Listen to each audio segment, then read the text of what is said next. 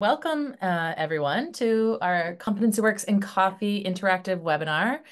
I am Laurie Gagnon, the director of the Aurora Institute's CompetencyWorks initiative. I hope you've refreshed your beverage. My coffee has been reheated an undisclosed number of times this morning, but here we are. And that you're ready to chat about competency-based education and work-based learning. The Aurora team, myself, we're all delighted that you are here today. So first, we welcome you to introduce yourself in the chat with your role and location, and your first job or internship to be in the theme of today. The CompetencyWorks and Coffee format is new this year. This is our second one, and it's really designed in response to people in the field saying they want to have more spaces and time to connect with each other. And so let's see who's here. That's why we're also using the Zoom meeting rather than Zoom webinar. So I'm sure we'll start to see some chat introductions.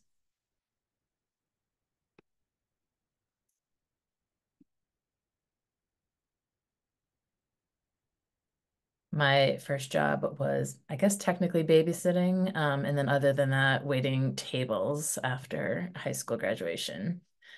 Um,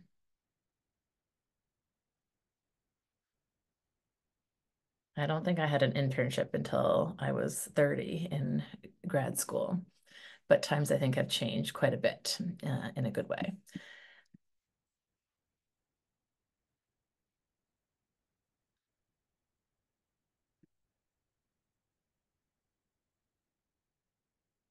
This is actually one of my first favorite connections here. I love the range. And we've got people from across the country, which is really exciting. Some familiar names and some new names, and that's all in the spirit of this this space and this time together. All right, while you're perusing all of the amazing people in the room, I just want to share Aurora's mission, vision, and values, which drive all of our work. Today, I hope that we have a fun and collaborative, one of our values is collaborative, so have a fun and collaborative space to connect while also sparking ideas and dialogue that help us drive the transformation of our education system to be truly student-centered and equitable. And before we dive into that dialogue, I'm inviting us to pause for a moment of acknowledgement, and I'm going to read this acknowledgement for us. Aurora Institute acknowledges that this virtual webinar takes place on lands that have been home to Indigenous peoples since time immemorial.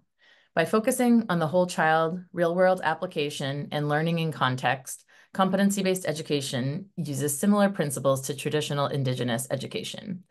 Whether intentional or not in the initial design, we acknowledge that CBE ideas reflect traditional Indigenous educational approaches that long predate CBE. We want to take a moment to honor the ancestral grounds that we're collectively gathered upon and support the resilience and strength that Indigenous peoples have shown worldwide. Specifically, we reflect on the impact of colonization on Indigenous peoples through education systems and the profound brutalization faced as traditional knowledge systems and ways of being were marginalized and suppressed. I'm currently tuning in from Somerville, Massachusetts, which is on the traditional unceded territory of the Pawtucket, Namkeg, and Massachusetts peoples. And I think we'll drop in the chat this little link about native land maps if you aren't familiar with it, along with today's slides. All right, so let's get started. First, a little bit of norms and housekeeping. This is really all about active participation, so please participate in the chat, in the breakout rooms, with our featured examples, where we're going to spend about half of our time after some brief framing about work-based learning and competency-based education. And because this is interactive, I want to read these meeting invitations aloud for us. And these are really here to guide us in being collaborative and respectful. So first, assume good intent and pay close attention to impact. Share the air. Hopefully everyone has a chance to participate either by unmuting in your breakout room or participating in the chat. Engage with agency and an open mind, leading with curiosity, not judgment. Accept and expect non-closure, and have fun while reflecting on our work. We'll also share the recording of this opening and at the end, the share out along with the slides. But the breakout rooms are not going to be recorded because that's beyond our technical capacities. So let's start with what is work-based learning. There are a number of work-based learning definitions. I'm sure that you're familiar with some of them because of the fact that you're here, or maybe you're really learning. So I want to start with this widely used definition from Jobs for the Future. And there's a lot of commonality across different definitions too.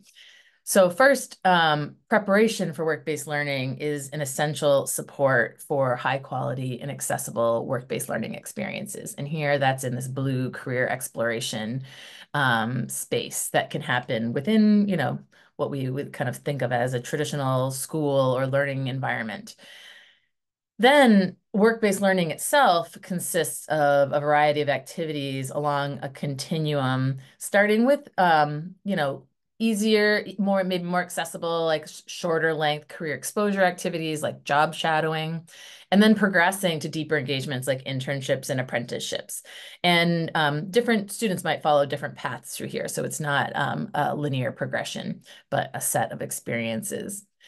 And ideally, work-based learning integrates with learning in school and in other spaces so that there's opportunities to both apply academic learning and essential skills, like those found in many portraits of a graduate, and also then learn new skills in the work-based learning experience that in turn make academic learning relevant and more purposeful. Competency-based education, as we envision it at Aurora, is a coherent learning system designed around students and their learning of essential competencies. And CBE just is in contrast to a one-size-fits-all approach where traditionally the status quo system, right, is driven by seat time and learners can move on with variable performance and understanding of essential learning. So this new graphic representation of the Aurora definition shows how we create the experiences that enable students to learn the essential competencies, the knowledge, skills, and dispositions that they need to thrive in our dynamic world. And in this dynamic world, it's as important, right, to learn how to learn as it is to know specific technical skills or academic knowledge. So we're really thinking about application and that ability to continue to learn in competency-based education. So work-based learning is an example of the personalized pathways element. Students are learning actively using different pathways and varied pacing. So when we're clear on the learning goals, these essential competencies, and the learning system is designed to capture the evidence of learning rather than the time spent in a classroom, it opens up where we can learn, including in the workplace. And I think a couple other elements are worth mentioning here. So work-based learning supports student agency because students are making decisions about their goals and how to pursue them. They are practicing independence while they're gaining a real sense of where they can take their education in their careers. And we also need to pay close attention to equity when we're talking about work-based learning and CBE in general. But specifically, we want to ensure that students have access and support to be successful in high-quality work-based learning opportunities. So work-based learning can be a great entry point. So you may not even have thought of competency-based learning yet, but you're really engaging in developing work-based learning. And then that might bridge you into thinking about a competency-based system as a natural extension of that. Or the opposite is true. If you've been building a school-based competency-based education system, your efforts to design relevant curriculum and learning opportunities for students to apply their learning in the real world might lead you to creating more work-based learning opportunities. So each of these competency-based education elements, ideally, like high-quality work-based learning, is worthy of its own focus And we believe that in a coherent system, like competency-based education, these practices are going to be greater than the sum of their parts. So today we're going to dig into some examples of work-based learning and CBE. We have a wonderful set of leading practitioners to share their work as a kickoff to discussion about work-based learning and what it can look like and how we can learn from each other. So in each breakout session where we're going to be momentarily, you'll introduce yourself in the chat. You'll hear from the featured example, and then there'll be some open discussion. And then in the last few minutes, you'll pick somebody to share 1 to 3 ideas or questions to share to the group when we come back together after about 25 or 30 minutes. Before we open up breakup rooms, I am going to invite each of our presenters to unmute and say hello in the order that you're listed here, alphabetic by organization, and then we'll open up the breakout rooms. Hi, folks. I'm MK Sagaria-Barritt with CareerWise Colorado. I'm the Director of Pathways and Special Projects, and I'm going to be talking about apprenticeships in teaching and education. Hi, I'm Sela from the Chelsea Opportunity Academy, and I'm going to be talking about how to support students who already are working full-time and how to honor the learning that they are doing outside of school through crediting.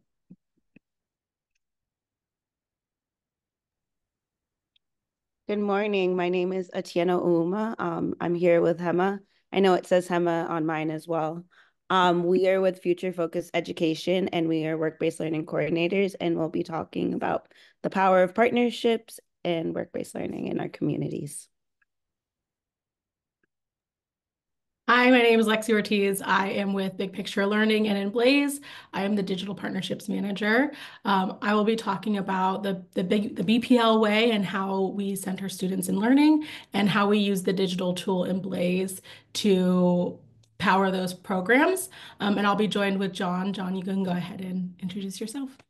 I'm John Clemente. I'm the Executive Director at South Bronx Community Charter High School. I'll be sharing the benefits of the ImBlaze system and how that supports the 3-pillar system we have for career readiness experiences for students at our school. Good morning, or good afternoon. I'm Flora Jones, Director of Student Pathways and Opportunities at the Indiana Department of Education. And today we will be sharing how we are reimagining high school experience as we develop and work through work-based learning opportunities, as well as providing students with access to post-secondary success. And I have with me Elise Locke. Good afternoon. I'm Elise Locke, Assistant Director of Student Pathways at the Indiana Department of Education. Hi, I'm Paige Boetefuer. I am the Director of the Solutions Lab at YouthForce NOLA, and I have Sarah Bell, our Chief of Industry Exposure and Experiences, and we are going to talk about our work as an intermediary supporting and facilitating work-based learning and internships in particular with a wide variety of partners across the ecosystem. Thank you, everyone. So the breakout rooms are going to open up. You'll be able to select, and we can also place you if you have any trouble getting into one. And we'll just, I think we'll be, roughly aim for some even distribution, but go where you want to go. But if you see one that's really full and one that's less full, but still interesting, you can use your best judgment. And then every room has an Aurora team member there if there are any questions or to help lightly facilitate the process. But really, this is a space for discussion and to engage. And then Aurora team members, remember that wherever you take your notes, please put those 1 to 3 ideas or questions into the slides. Back, everyone. I think we all know that even when we create more time for dialogue and discussion, it's never enough time, which is, I would just remind us back to our accepting and expecting non-closure. But hopefully the dialogue has sparked some ideas. And now we'll have a quick round of report outs from each of the rooms. I see most people have done their work here. Nicely done. the typing is still happening. So I'll pull that up again. But first, can we just like with your emoji reactions and or like your actual applause, if you want to unmute, just kind of give some like shout out to our featured examples for sharing, and for all of you for coming to like engage in dialogue. Because I think sometimes we're just, you know, it's a new format. So thank you, thank you, thank you. And while we do that, I'll pull up the slides again.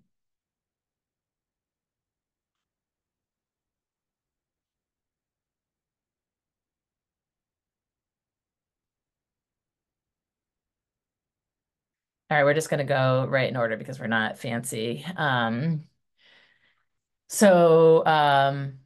this can be, it can be MK, it can be, I think Jillian was with you, or it can be someone else that you appointed, but I'll unmute loud and proud if you are so moved, and share a couple highlights of things that came out of your conversation. MK, I'll welcome you to summarize for us.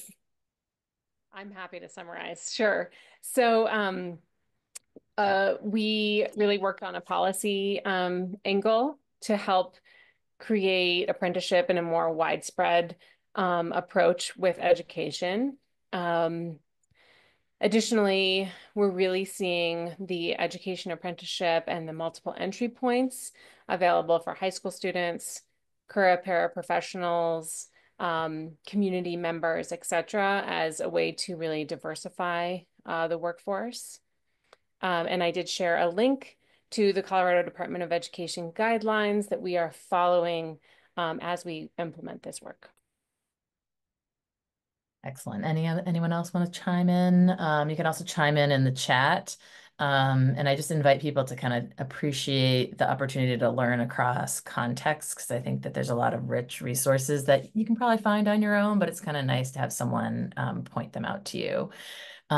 So thinking across all contexts, right? What does it look like in practice at a school site, but what are those policy enablers, and what is that state level guidance? And what are all the different roles in the ecosystem is something I'm appreciating, right? With the importance of intermediary organizations like CareerWise Colorado. All right. So then we have a school-based example, Chelsea Opportunity Academy. It's a work to credit program.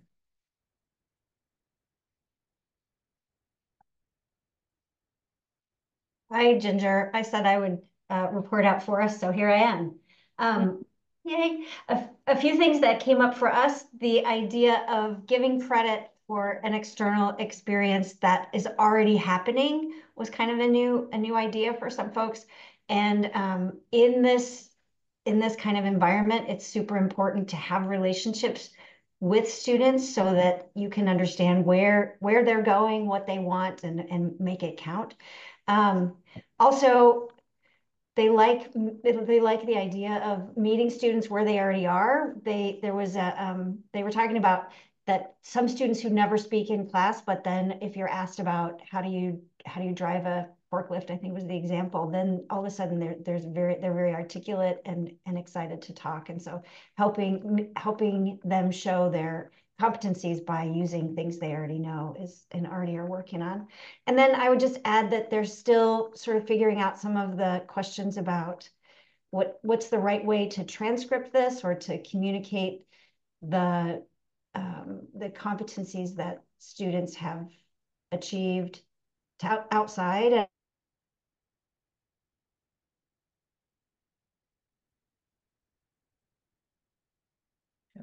Still working on that, but very exciting stuff going on there. Please chime in, other folks who I missed things. Yeah. So, yeah, feel free to, I'll have just a small amount of pause here and then we'll go through, but if we have a little time at the end, we can also have some general comments and some affirmation. Thank you, Soraya. All right, we've got future-focused education next. I was in this room. We didn't actually pick a spokesperson, so I'm going to just wait to see if anyone wants to.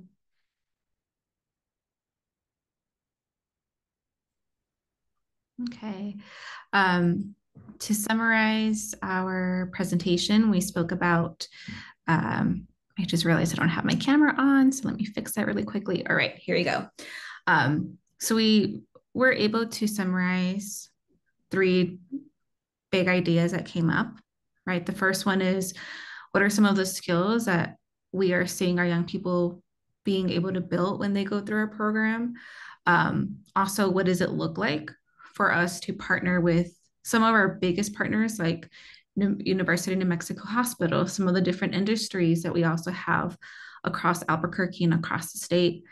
And then lastly, what are some of the things that we are seeing because of the work that we're striving to do in an area like healthcare?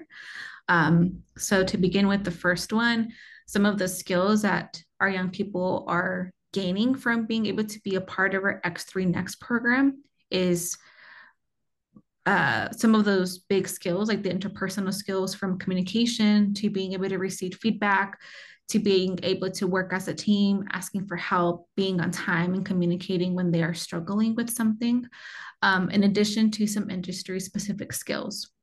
And to give you an example, when our young people are in an industry like healthcare, we have many young people who are in a clinical setting. And so they are gaining those skills of learning how to take vitals, to learning how to work one-on-one with patients and understand what a patient might be going through. And secondly, when we are, because of the partnership that we have with our partners like University of New Mexico Hospital, UNMH, because we are partnering with them, we are reminding them that they are not going through this process alone. They really have FFE and a staff of people who are there to be that intermediary, who are there to facilitate if challenges do come up, but are also there to remind them that we both, as big partners, have the same vision. And that vision being that we really want our young people to strive in our communities, and we really want our young people to be a part of such a huge impact, which is giving to their communities. Especially in a healthcare setting, we have a huge shortage of healthcare workers in the state. And so we are all in the same breadth of work of wanting to educate the next generation of healthcare workers because of the shortage that we are seeing. And then lastly, we know that healthcare is one of our big focuses, but we can't do this by ourselves. And so we are really hoping to have as many partners as possible to help us continue this program. One of the biggest challenges in having this program is being able to pay our young people. Young people deserve to be paid for the work that they do, but that's not always possible because sometimes local businesses want to invest in our young people, but they might not have the money or the finances to be able to make that financial investment. And so we are asking the state, we are asking different philanthropists across the state and across the country to support us in finding the resources to be able to continue these paid internships. Thank you, Gema. I'm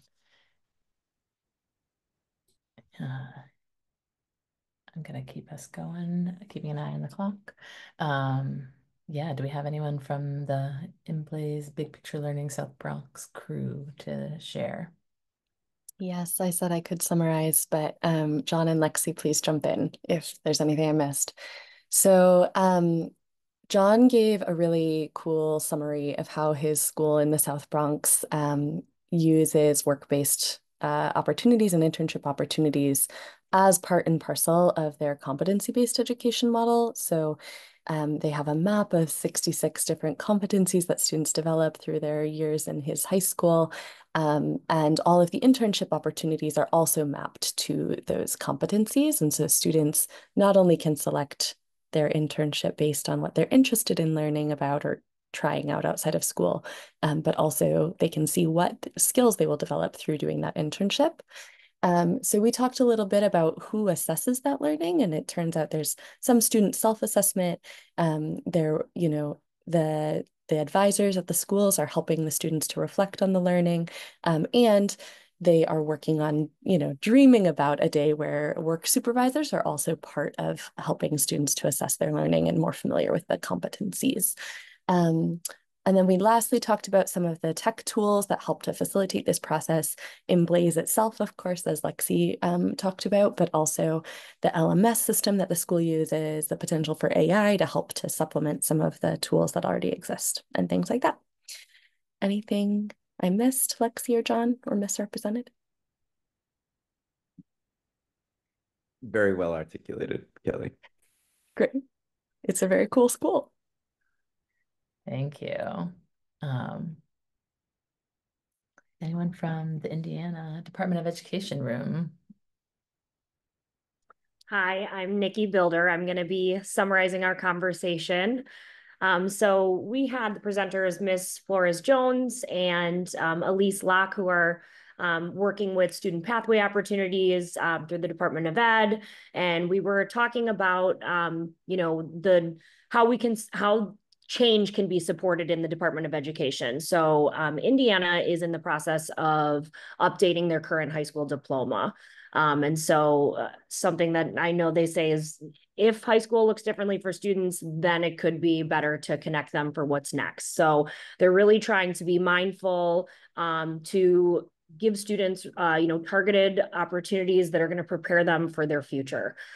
So one of the, questions was, how are you supporting change management? And so Flora was, sharing that she changed her major 3 times, and many of us, do that or struggle to know what we want to do. So there's really a lot of work being done to provide more flexibility around the options for students to have experience in work-based learning, earning credits, personalizing their achievements and their goals. And then some other things that came up were, how to support rural communities. That's, huge in Indiana and some of the other states that joined us in the breakout session. So we were just kind of talking through how that's a common struggle and just ways to think outside the box to provide those opportunities through different partnerships, work with the Chamber of Commerce.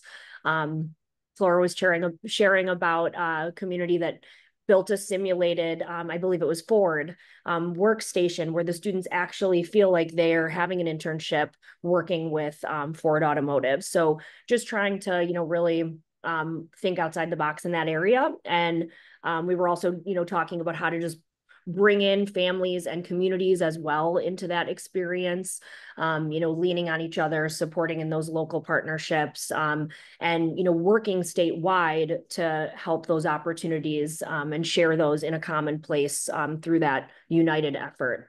So please, Flora or Elise, chime in if I forgot anything or there's anything you want to add.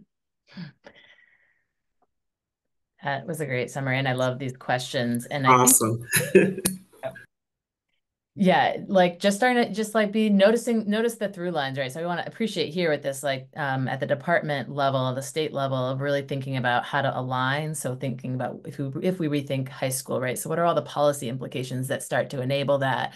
And then really that role of learning from others and intermediaries. And I think one thing, the healthcare connection from future focused education is another one where this is a need across all communities. So like, where are there places where we might actually have some kind of like industry sector efforts that start to address really important issues in communities and be able to reach right into places that might not have the same variety of industries available when they're helping students get into the community.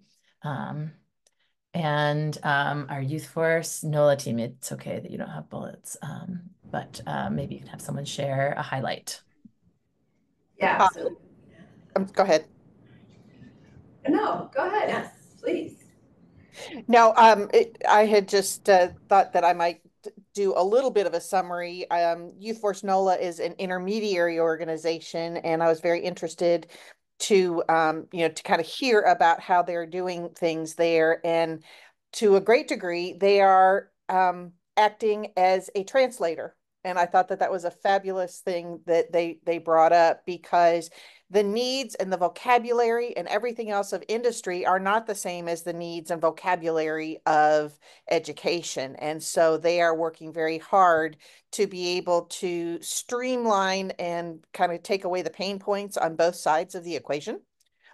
Which I thought was fabulous. They are working very closely with other industry partners, such as Junior Achievement, to be able to streamline this process. And in NOLA, there is a unique situation because there's 27 different schools, and employers were getting calls from 27 different organizations, and it just wouldn't work out because they wanted to be able to help, but they needed some sort of a system, and they are creating this and facilitating this system. So let me let the rest of them go ahead and add in there.